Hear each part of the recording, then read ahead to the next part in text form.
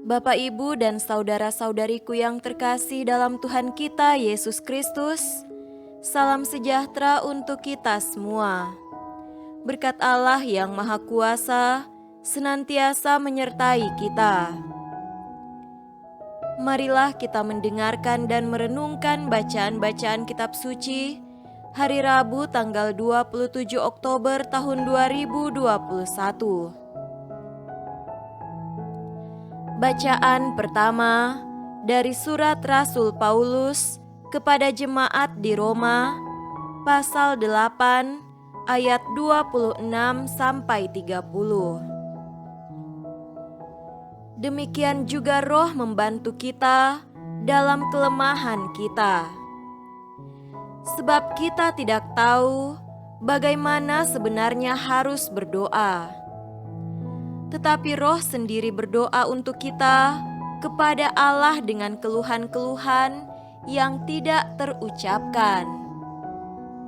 Dan Allah yang menyelidiki hati nurani mengetahui maksud Roh itu, yaitu bahwa Ia, sesuai dengan kehendak Allah, berdoa untuk orang-orang kudus. Kita tahu sekarang bahwa Allah turut bekerja dalam segala sesuatu untuk mendatangkan kebaikan bagi mereka yang mengasihi Dia, yaitu bagi mereka yang terpanggil sesuai dengan rencana Allah. Sebab semua orang yang dipilihnya dari semula, mereka juga ditentukannya dari semula untuk menjadi serupa dengan gambaran anaknya, supaya Ia, anaknya itu, menjadi yang sulung di antara banyak saudara.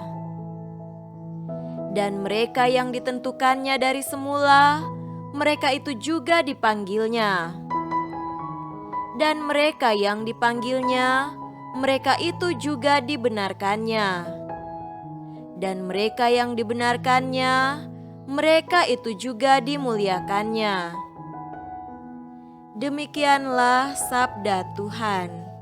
Syukur kepada Allah.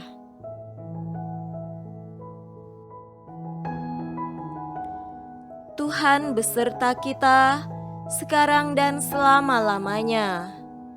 Inilah Injil Yesus Kristus menurut Lukas. Dimuliakanlah Tuhan. Injil Lukas pasal 13 ayat 22 sampai 30. Kemudian Yesus berjalan keliling dari kota ke kota dan dari desa ke desa sambil mengajar dan meneruskan perjalanannya ke Yerusalem. Dan ada seorang yang berkata kepadanya, "Tuhan, sedikit sajakah orang yang diselamatkan?" Jawab Yesus kepada orang-orang di situ, "Berjuanglah untuk masuk melalui pintu yang sesak itu. Sebab aku berkata kepadamu, banyak orang akan berusaha untuk masuk, tetapi tidak akan dapat. Jika tuan rumah telah bangkit dan telah menutup pintu, kamu akan berdiri di luar dan mengetok-ngetok pintu sambil berkata, 'Tuan, bukakanlah kami pintu.' Dan Ia akan menjawab dan berkata kepadamu, 'Aku tidak tahu dari mana kamu datang.' Maka kamu akan berkata, 'Kami telah makan dan minum di hadapanmu, dan engkau telah mengajar di jalan-jalan kota kami.'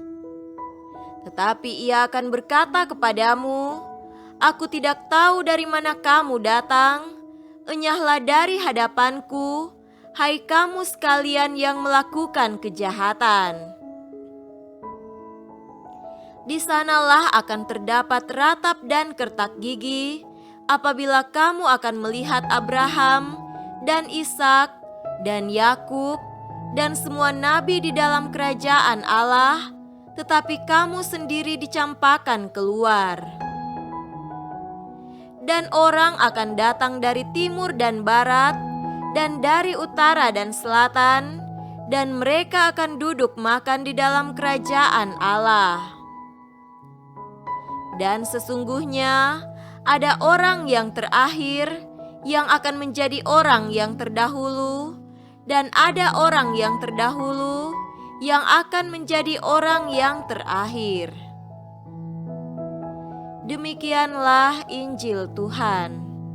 Terpujilah Kristus.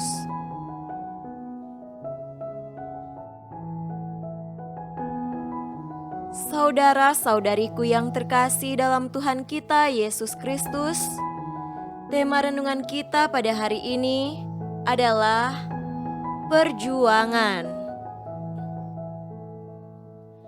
Jun dan Jin adalah 2 dari 30 frater yang masuk pada waktu yang bersamaan di seminari.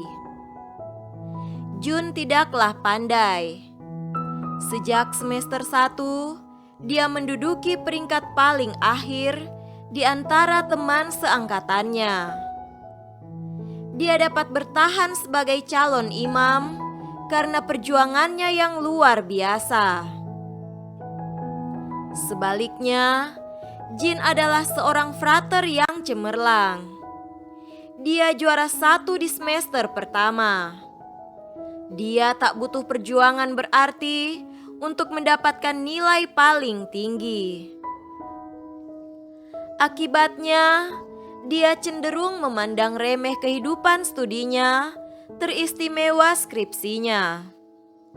Pada saat semester 8 berakhir, Jun menyelesaikan skripsinya dan melaksanakan ujian skripsi.